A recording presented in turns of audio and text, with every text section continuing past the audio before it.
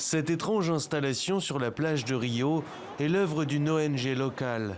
600 mouchoirs blancs pour évoquer les familles des victimes du Covid, alors que le Brésil vient de dépasser les 600 000 morts.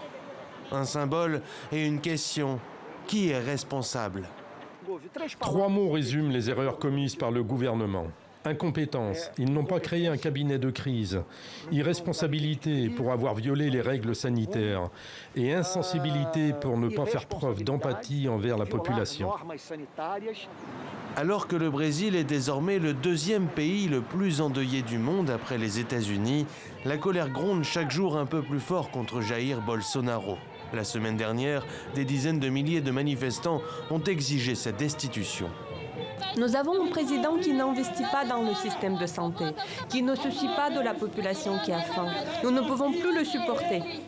À l'échelle du continent, le bilan de la pandémie en Amérique latine et aux Caraïbes a dépassé ce vendredi le 1,5 million de morts. Derrière le Brésil, le Mexique, le Pérou, la Colombie et l'Argentine enregistrent les plus grands nombres de décès. Au Venezuela, où les chiffres contestés par certains observateurs font état de plus de 4500 décès, le président Nicolás Maduro tente de réguler la circulation du virus dans les lieux publics.